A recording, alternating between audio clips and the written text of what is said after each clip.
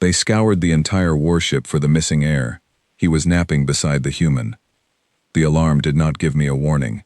It never does. One moment I was finalizing docking clearance reports for the 42nd time that evening, and the next, every light on Deck 7 turned the color of a dying star, and the words, "Heir unlocated, Protocol 7 active," were scrolling across every screen on the ship, in letters large enough to read from orbit. I, Senior Adjutant Velcara of the Theran Imperium, set down my stylus. I picked up my second-best uniform jacket from the back of my chair, because experience has taught me that the first-best jacket never survives an incident, and whatever this was, it was already an incident. I put it on. I walked to the door. Then I stopped. I went back. I picked up my incident log, my personal seal, my emergency clearance chip, and one small sachet of the dried herbs I keep in my lower drawer for headaches, because if Protocol 7 was active, a headache was the least I was going to earn before morning. The corridor outside was organized chaos, which in Theran military terms means it looked exactly like regular chaos, except everyone was moving faster and pretending harder that they knew where they were going. I knew where I was going. I went to the command center first, because that is where the facts live, and I have survived 3 centuries of Imperial service by going to the facts before I go anywhere else. Ensign Doran met me at the door. He is 20 years old and has the particular expression of someone who has just discovered that career advancement in the Imperial fleet comes with a side of existential dread. "Senior Adjutant," he said. "Report," I said. He gave me one, the short version. Prince Sorvith Theran VII, 8 cycles old, 4th in succession to the Undying Throne, and currently the most important living package on this warship, had not been in his sleeping quarters at the 2200 wellness check. He had not been at the 2215 recheck. By 2230, his assigned attendants had quietly expanded the search to his 3 known personal locations. At 2245, someone had finally done what they should have done at 2201, which was trigger Protocol 7 and wake me up. "His tracking sigil," I said. "Active, ma'am. Mid-deck residential corridor. Stationary.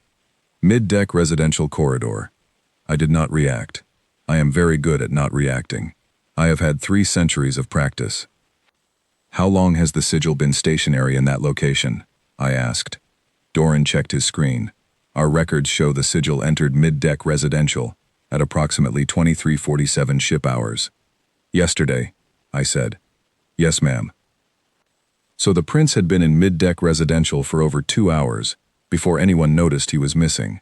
This was going to look extraordinary in the report. I made a note. "Begin the standard search protocol," I said. "Full sweep. Every section." "We have, ma'am. The sweep is ongoing." "Then why are you telling me his sigil is stationary in mid-deck residential and sending teams to the engine core maintenance shafts?" Doran opened his mouth, closed it. The expression on his face said, "Because mid-deck residential contains the human's quarters, and nobody wants to be the one to knock on that door." I understood completely. I also did not say so. "Continue the sweep," I said. "I will handle mid-deck residential myself." He looked relieved in a way that would have been insulting if I had not been feeling exactly the same thing 20 seconds ago.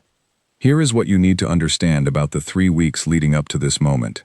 We had received the diplomatic briefing about the human 43 days before she arrived. Standard procedure for any non-Theran entity given clearance to board an Imperial warship. The briefing document had a black border, which in Galactic Intelligence Consortium formatting means, "Read this before you do anything else and do not read it alone." I read it alone. I have read many disturbing documents alone. I have learned to make tea first. The document covered 7 categories. Category 1 was biology, which was manageable. Category 2 was psychology, which was more interesting. Category 3 was social behavior, which is where the black border started to make sense. And Category 4 was what the GIC had labeled, in their typically understated way, as something that translated roughly to pack bonding behavior, extreme, indiscriminate, and functionally irreversible. Humans, the document explained, form emotional attachments. This is not unusual. Many species form emotional attachments. What makes humans remarkable is that they do not appear to screen for attachment eligibility. They will attach to creatures that could end their lives with minimal effort. They will attach to creatures that have, in documented cases, actively attempted to end their lives.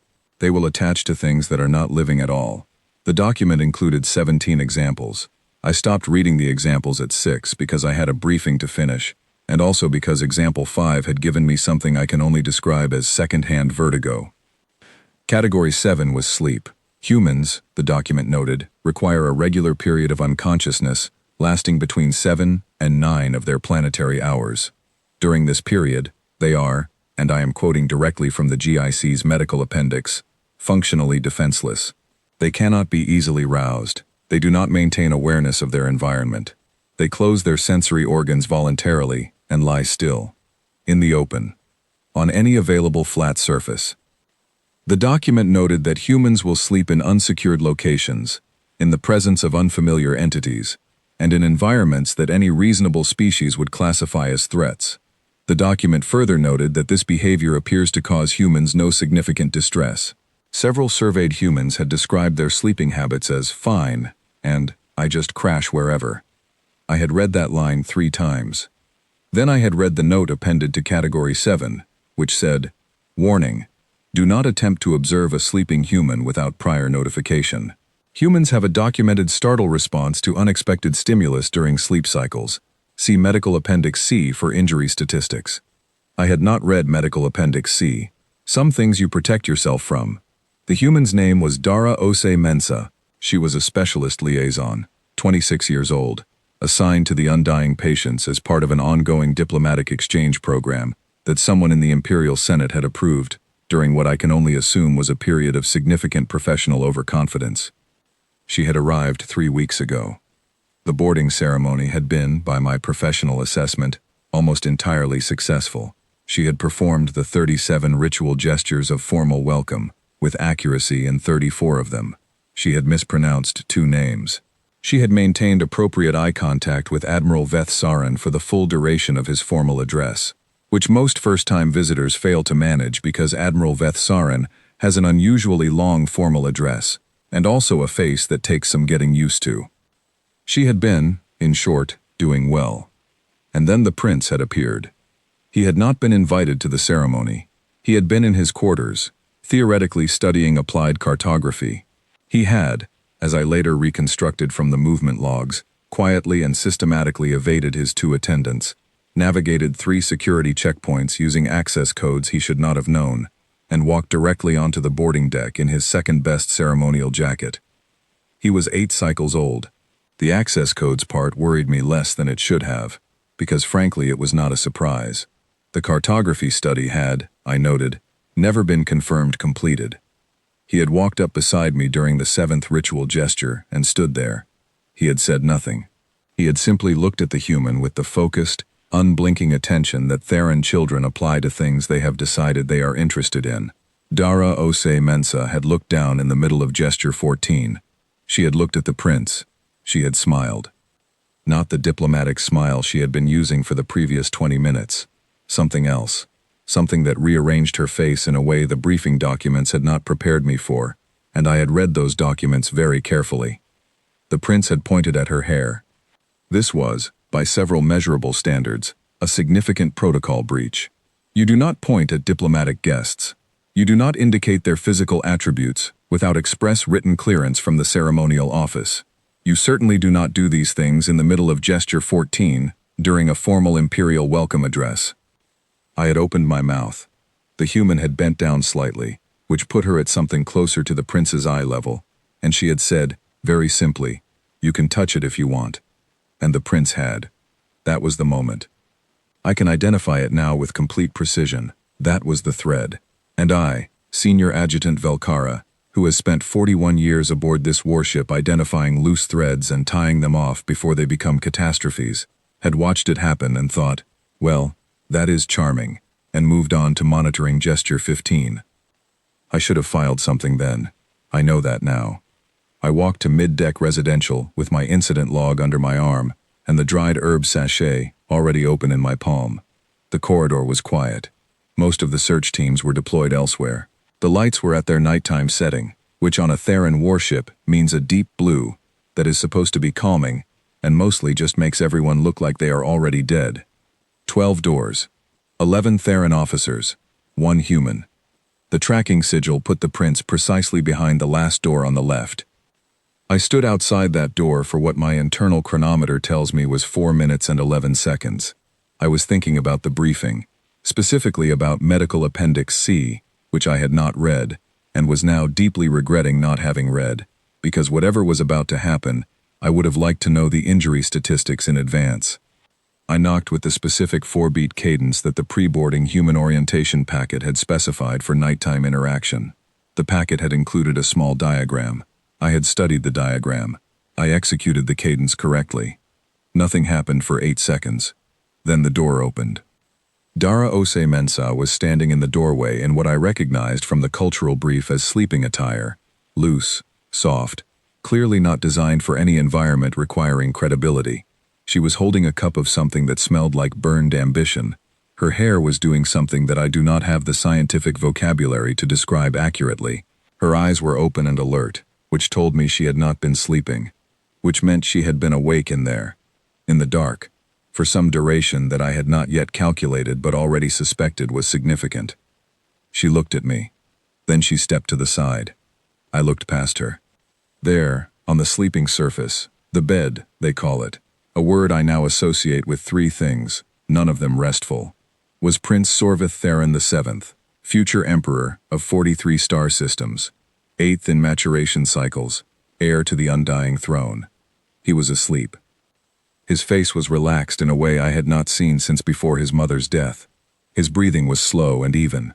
He had, at some point, acquired a small blanket that I did not recognize as standard imperial issue, and tucked it around himself with the specific efficiency of someone who had been given it by someone else.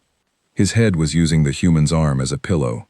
She had been awake, sitting still, in the dark, with the future emperor of 43 star systems unconscious against her arm. I stared at this for what was probably too long. He knocked around midnight, she said, very quietly. She was keeping her voice low. I noticed this. He said he had a bad dream. I made him some warm water, because I didn't have anything else, and he sat with me for a little while, and then he just went to sleep. She paused. I didn't want to move and wake him. He went out so fast, and he looked. She stopped, looked at the prince, then back at me. He looked really out. I could hear, behind those last 3 words, something she was not saying, something about the specific quality of exhaustion she had seen in his face. But this was not the time, and I was not the right person, and the report was going to be hard enough to write without adding things I had inferred in hallways at 2 in the morning. How long, I said, have you been holding still? About 4 hours. You have not moved in 4 hours. I mean, I shifted a little once, but slowly. You have been sitting in the dark for 4 hours, holding still, so that a child could sleep. She looked at me with an expression I did not have a cultural reference for. Not defensive, not proud. Something quieter than both. He looked really out, she said again. I looked at her. I looked at the prince. I looked at my incident log, which was going to require a level of creative professional language that I had not exercised in several decades. The Protocol 7 alarm was still running on every deck above us. 4,000 crew members were searching compartments, checking maintenance shafts, opening storage containers, filing sub-reports. Admiral Veth Saran had almost certainly been woken up by now, which meant his mood was going to be something I would need to manage before 0600, and probably again before 0800. And the heir to the undying throne was asleep, quietly, completely, against the arm of a human who had not moved in 4 hours because she did not want to disturb him. I opened my incident log. I entered the time. I entered the location. I typed the only words that were professionally accurate and emotionally honest, and simultaneously, absolutely impossible to file in their current form. Then I deleted them. I typed, heir located, condition, stable, all search teams stand down. I sent it. I looked at Dara Ose Mensah, who was watching me with the careful patience of someone who understood that something complicated was happening, that she did not have the full picture for, and who was, despite not having the full picture, choosing to stand very still and wait. You should be able to move him to his quarters now, I said. I can send an attendant. She glanced at the prince. at the specific quality of his sleep, at the blanket he had tucked around himself. Or, she said, I could just sleep here, and he can go back in the morning when he wakes up on his own. I looked at her. She looked at me. He looked really out, she said, for the third time.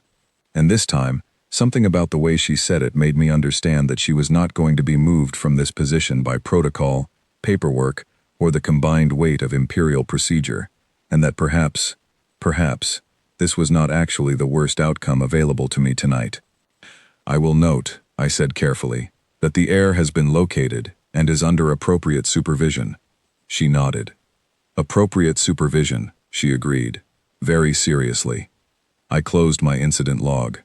I looked one more time at the prince, who was sleeping with the boneless completeness of the genuinely, deeply, peacefully asleep. In 41 years on this warship, I had not once seen him sleep like that. I went back to my office. I sat down at my desk. I looked at the wall for a long time. Then I opened a new document and started trying to write a report about a thing that the reporting system did not have a category for. I worked on it until dawn. I did not finish it.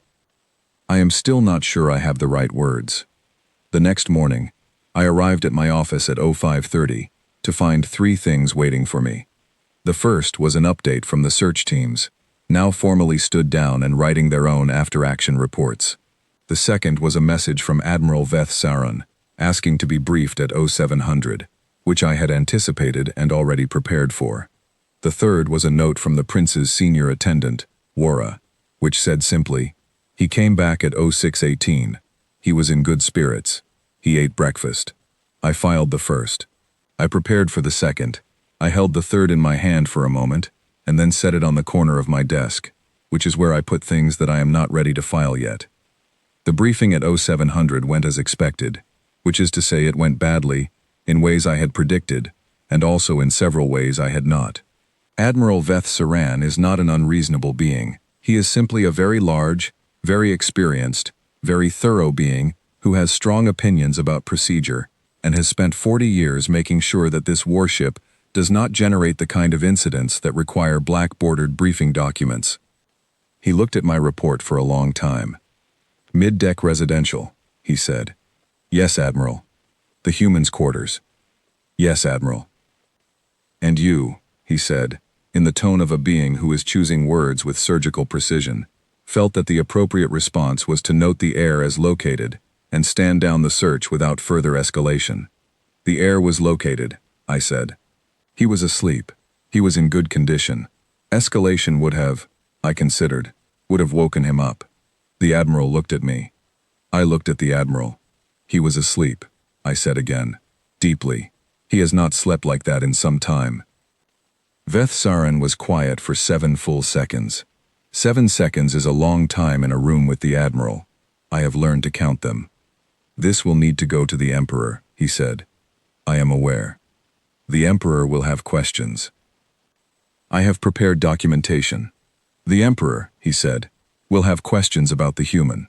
I have prepared documentation about the human as well. He looked at the documentation. He put it down. He looked at me. Velkara, he said, 23 years ago, when the heir's mother died, I asked you to prepare a report on his psychological status. I remember. The report said he was managing. That was the assessment at the time. And every report since then has said he was managing. Yes.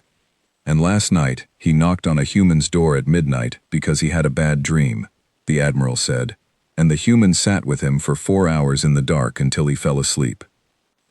I said nothing.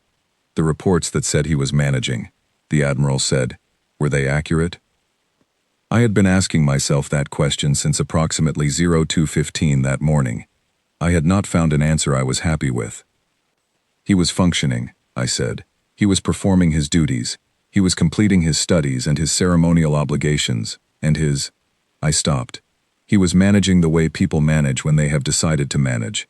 That is not the same thing. The Admiral was quiet again. Send the report to the Emperor, he said finally. All of it. The full file. Understood. And Velkara. He looked at me, and for a moment he looked the way very old beings look when they are tired, in ways that sleep does not touch. How long did she hold still?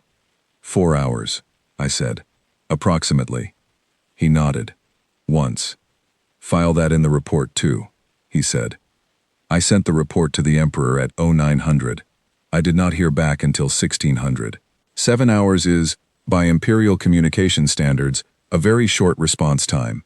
It either means the matter is being handled with exceptional urgency, or the Emperor read it immediately, and then sat with it for a long time before responding. And the difference between those two things is something I spent all 7 hours trying to determine. The response came in a sealed communiqué addressed to me directly, not through the Admiral, which told me something. What it told me was not entirely comfortable. I read it. I read it again. Then I put it in my pocket and went to find the human. She was on the observation deck. This did not surprise me.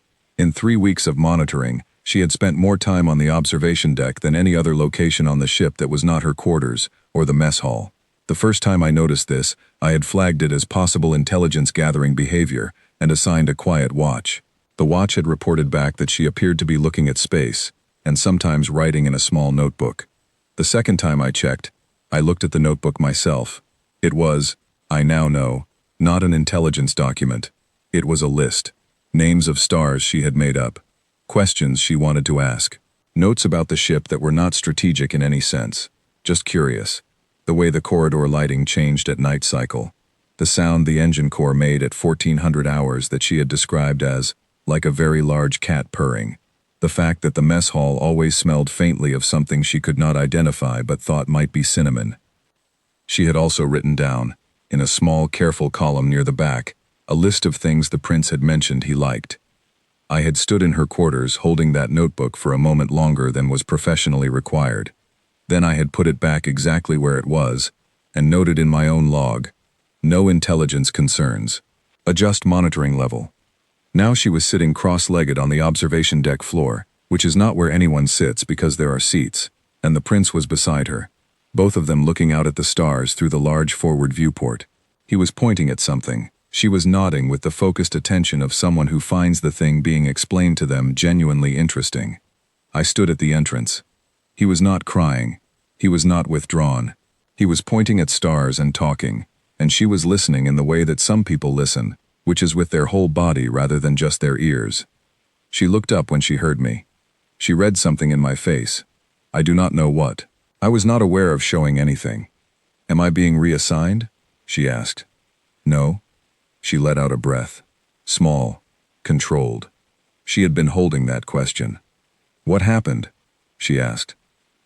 I looked at the prince, who had registered my presence, and was now looking at me with the alert, measuring expression that Theran children use when they know something is being decided about them, and they want to know what.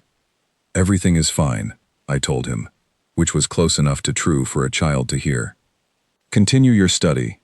He gave me a look that said he knew I was using the word study loosely. He was 8 cycles old. He was going to be a complicated emperor. He turned back to the viewport. I looked at Dara. Walk with me, I said. We walked to the far side of the observation deck, out of the prince's hearing. The Emperor, I said, has received the incident report. She nodded, carefully. He has reviewed it in full, including the documentation regarding last night. Another nod. Her hands were still. People who are worried about what they are about to hear often go very still. He has made a decision regarding your assignment. She waited. He wants a formal psychological wellness assessment conducted on the air, I said. The assessment is to evaluate his emotional and mental condition, his social development, and his overall readiness for the responsibilities of his position. She was quiet for a moment. Is that standard? It is not unusual. And who does it? I looked at her. She looked at me. Me, she said. Not a question. You. She absorbed this. I'm not a psychologist, she said. No. I don't have any formal assessment training. The Emperor is aware. Then why? Because, I said, and then I stopped. Because the next part was going to be difficult to say, in a way that was accurate, without also being something else, something larger than a simple explanation. I tried again. Because in 4 weeks, you have done something that 3 cycles of certified Imperial wellness staff have not managed to do. And the Emperor noticed. She was very quiet. He ate breakfast, she said finally. Yes. He came back to his quarters on his own. Yes. And he was in good spirits. Yes. That is what the morning report said. She looked back at the prince, who had resumed pointing at stars, and appeared to be narrating something. Okay, she said. Okay? I'll do the assessment. She turned back to me. Her expression was calm, but under it something was moving, something careful and warm, and also a little afraid, in the way that people are afraid when they understand that something matters, and they do not want to get it wrong. What do I need to do? Spend time with him, I said. Talk with him. Do whatever you do, and write down what you observe. That's the assessment? That is what the emperor requested. She was quiet again. Is he all right? She asked. I knew she was not asking about the assessment results. I knew she was asking about the prince specifically, about the things she had seen in his face at midnight when he knocked on her door, about the quality of that sleep. He will be better than he is now, I said. That was the most honest thing I could give her. With appropriate support. She nodded. I left her there on the observation deck, standing at the far end, with her arms folded, and her eyes on the boy pointing at imaginary stars through the forward viewport. I walked back to my office. I sat down. I took out the sealed communiqué from the emperor and looked at it one more time. It said many things. It said that the incident had been reviewed and found not to be a security breach. It said that the assessment was to proceed under maximum discretion. It said that the results were to be reported directly to the emperor, bypassing standard channel protocols. And at the end, in a line that I had read twice the first time, and would read many more times before the week was out, it said this: In 40 years of his life, I have not read a wellness report that mentioned his laugh. I request a copy of any such report, if one becomes available. I folded the communiqué. I put it away. I opened my report file and stared at the blinking cursor for a long time. Then I got up and went to the mess hall and made tea, because some things you sit with before you write them down, and this was one of those things. 2 days later, the assessment sessions began. Dara Ose Mensa had requested a quiet room on the mid-deck level, away from the formal meeting spaces, which I found slightly irregular, and also completely correct, in a way I could not have explained to a disciplinary board if I had tried. The room she chose had one viewport and 2 seats and a low table, and it was the kind of room that existed on warships for the specific purpose of giving officers a place to sit quietly for a few minutes, before returning to the task of running things, and so it was almost always empty. She rearranged the seats so they were facing each other, rather than facing the door. I noted this in my observation log and then, after a moment, deleted the note, because it was the kind of detail that was true, but that would not survive the journey through official documentation without becoming something smaller than it actually was. The first session lasted 2 hours. I was positioned in the adjacent observation room with a passive monitoring connection, which the emperor had authorized and which I had set up with a level of care that I would normally apply only to diplomatic negotiations of the highest order. I wanted to see everything. I did not want to intrude on what I was seeing. The prince had arrived in his formal study jacket. This was interesting. He had put on his formal study jacket, which is what he wears when he wants to be taken seriously, which is a thing that 8-cycle-old heirs want, with an intensity that adults tend to underestimate and then regret. The human had arrived in her standard crew attire. She had also brought a small stack of rectangular flat objects that I recognized from the cultural brief as playing cards, along with a notebook and 2 cups of warm water. The prince looked at the playing cards. "What are those?" he asked. "A game," she said. "A human game." "Yes." She sat down on the floor rather than in the chair. This was not what the chairs were for, and I made a note to decide later whether to note it officially, and then decided not to decide yet. It's called Go Fish. It's a very simple game. Very boring, actually. I only brought it because I thought you might like something to do with your hands. The prince considered this for a long time. "Is it boring?" he asked. "Extremely," she said.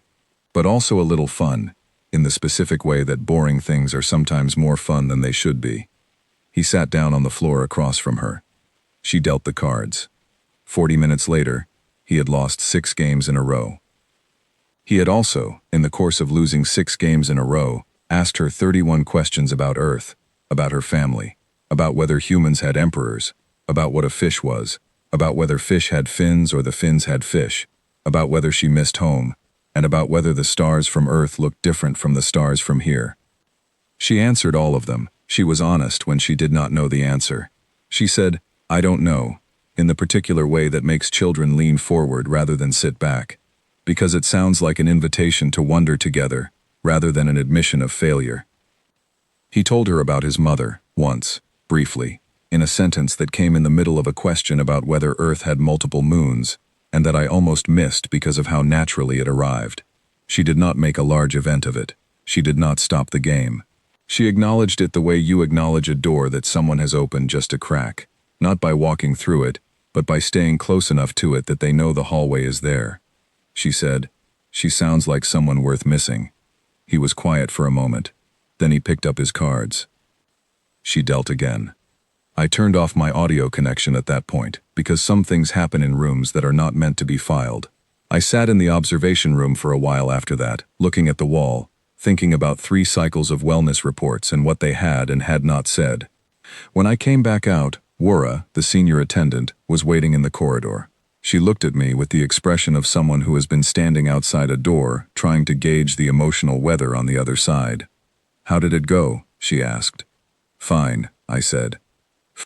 She waited. "He's all right," I said. "He's playing cards."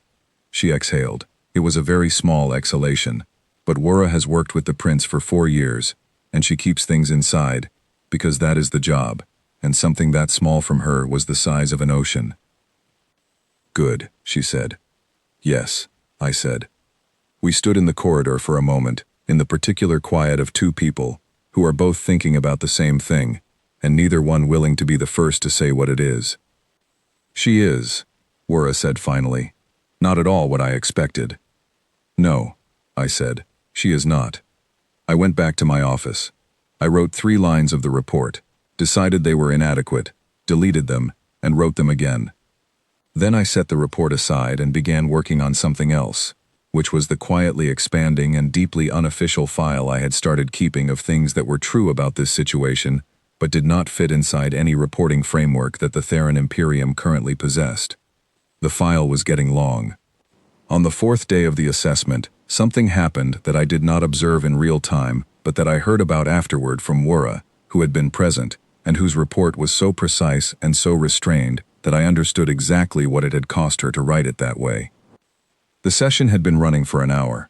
The usual rhythm of it, cards, questions, warm water, the easy back and forth that had developed between them, in a way that made my observation logs increasingly difficult to write, without the language becoming inadequate.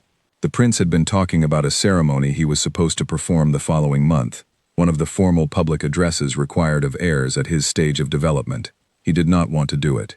He was explaining why in the careful, logical, thoroughly reasoned way that children explain things they have already decided about, which is to say he was explaining that it was too much, and also too soon, and also what was the point.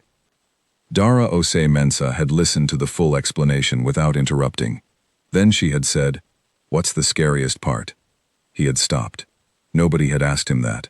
I knew, because I had the full record of every wellness session conducted in the past 3 cycles, and the question that was always asked was some version of, "How are you feeling about the ceremony?" or, "Are you prepared for the ceremony?" or, "We could review the ceremony text together if that would help." The ceremony was always the subject. The prince was always the object being assessed against the ceremony. She had made him the subject. He had been quiet for a long time.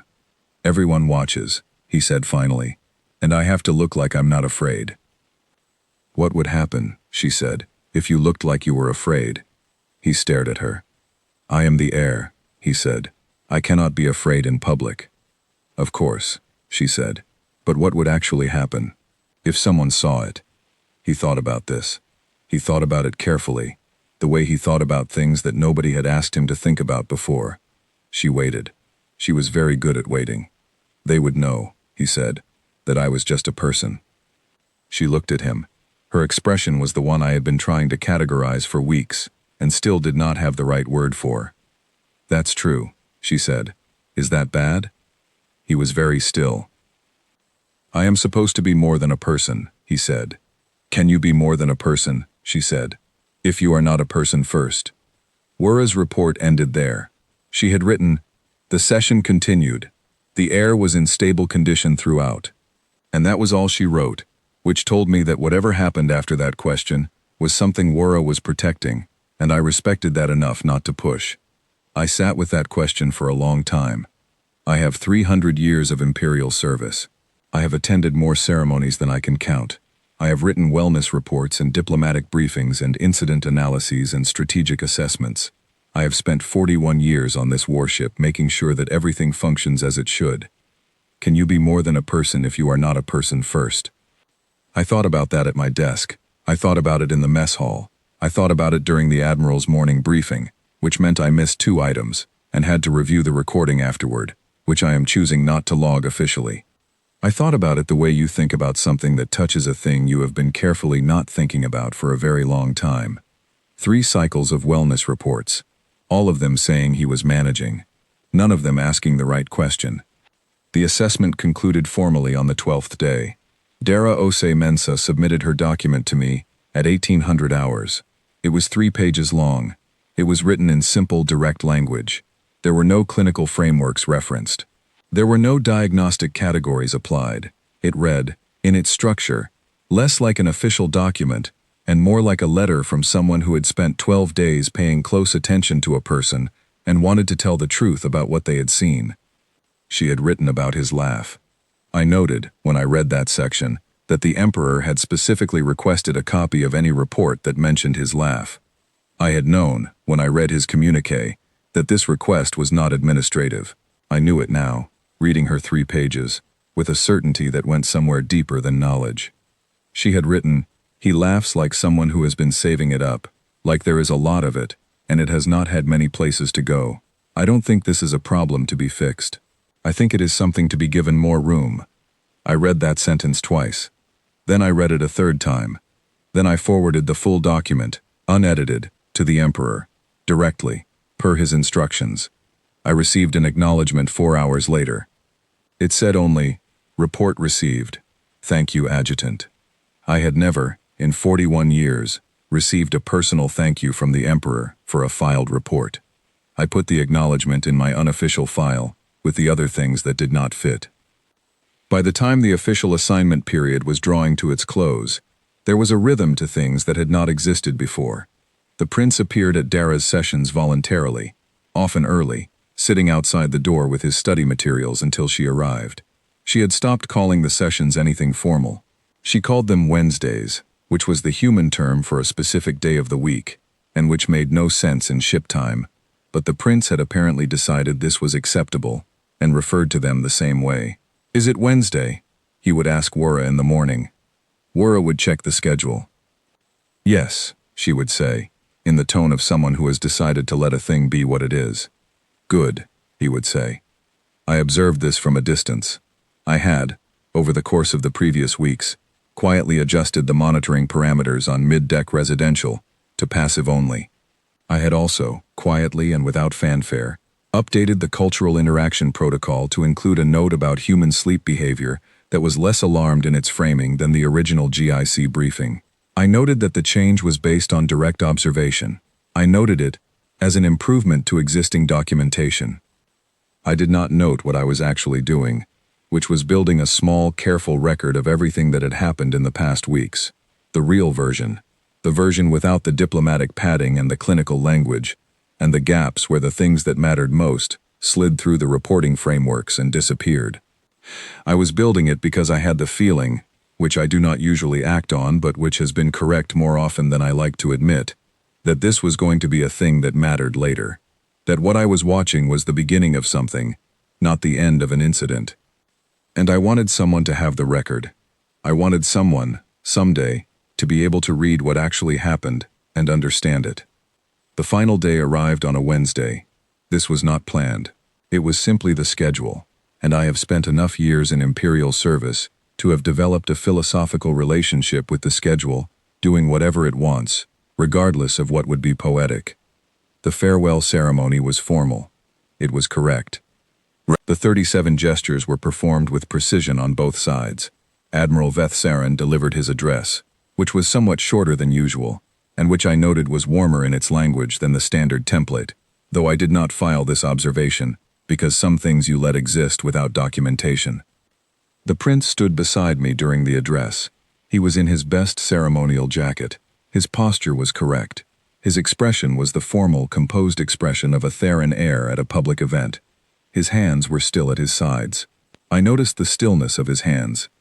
When the formal portion concluded, Dara Ose Mensa worked her way through the required diplomatic exit proceedings with the same care she had shown at the arrival.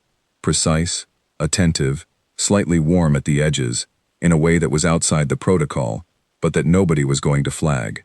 She reached the end of the line. The prince stepped forward. This was not in the protocol. I saw the ceremonial coordinator take half a step in my direction, checking. I did not move. I let it happen. He held out his hand. In it was a small object. A card. I registered after a moment. A playing card, or something made to look like one.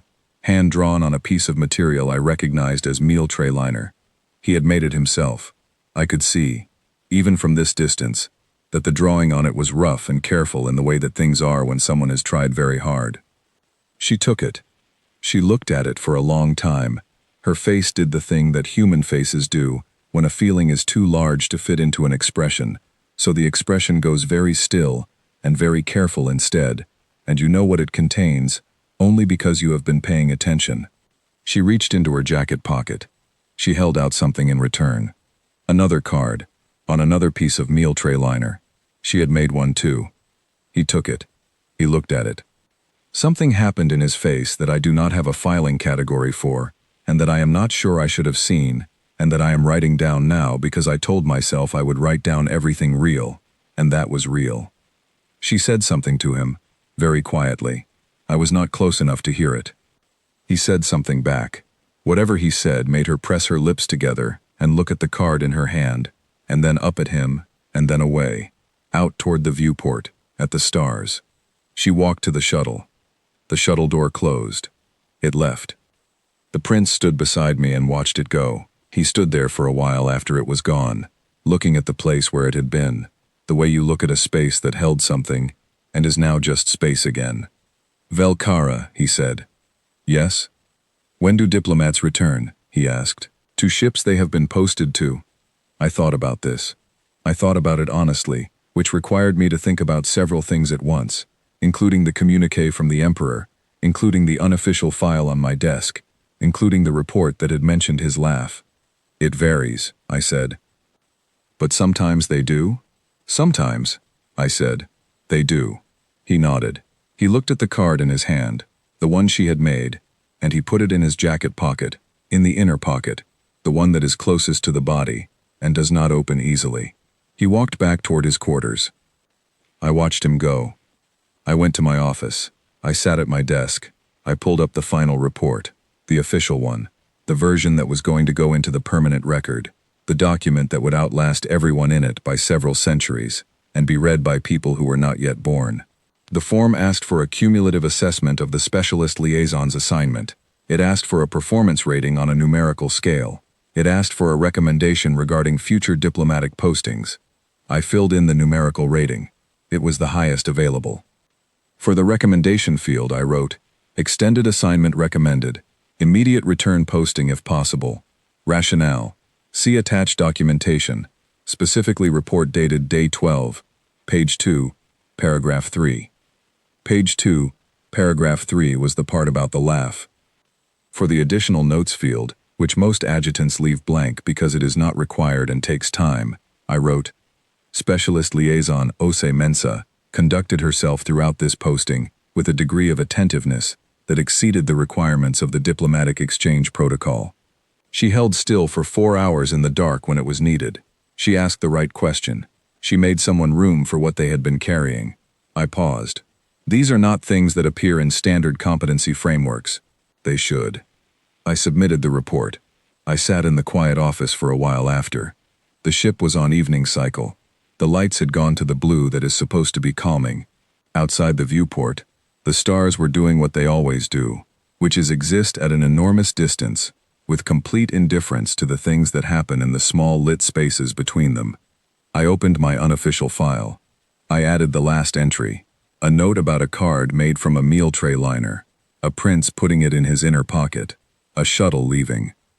Then I closed the file and turned off my desk lamp and sat in the blue light for a while, not doing anything in particular, which is something I almost never allow myself to do, and which felt, tonight, like the only correct response to the situation. 3 cycles of wellness reports, all of them saying he was managing. 1 human who sat still for 4 hours in the dark. 1 boy who laughed like someone saving it up. I do not know what to do with all of this. I mean that not as a complaint but as a fact, the way some facts are simply true, and do not resolve into tidy conclusions but instead stay with you, changing shape slowly, asking you to keep looking. I am going to keep looking. That feels like the right thing to do. It is not in the protocol. I have decided to do it anyway,